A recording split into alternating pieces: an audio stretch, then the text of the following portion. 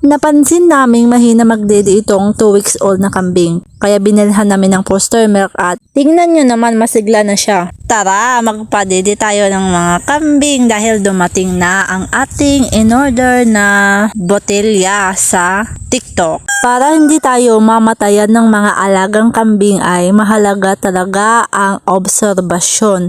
Tignan palagi kung may mga kambing na mahina kumain at hindi masigla. Katulad nitong mga nakita natin na 2 weeks old, may mga mahinang dumede. Dahil na rin sa maedad ang mga inahin ay nakukulangan na rin sila ng gatas. Alam nyo ba kung bakit? Dahil mahirap po magpastor kung saan may mga damo na marami. Nakukulangan rin tayo ng damo sa mga pinagpapastoran nating lugar. Yang kambing na yan talaga ang priority kung bakit natin binili ang foster milk dahil mahina po siyang magdede talaga.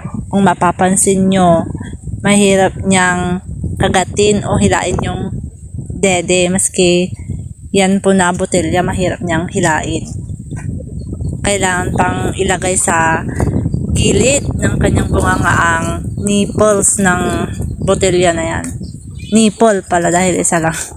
Nakakadede naman sa nanay kaya lang unti yung nakukuha niyang gatas, yung nagagatas niya talaga, kaya tulungan natin na makakuha siya ng gatas sa kanyang katawan gamit ang foster milk. Dahil kung mapabayaan natin na hindi siya nakakagatas ay may posibilidad na manghina siya at mamatay. Sayang naman po, 'di ba?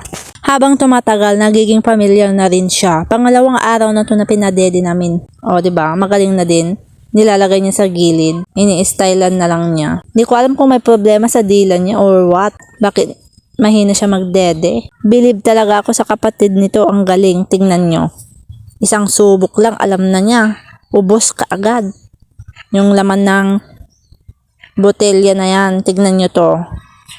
Excited. Siya yung kanina na excited na magdede. O, diba? Ang galing. Ang galing niya. Dapat may award itong kambing na ito. Kung nagustuhan nyo ang video na ito ay huwag nyo pong kalimutan na i-subscribe ang aking channel. Maraming salamat po.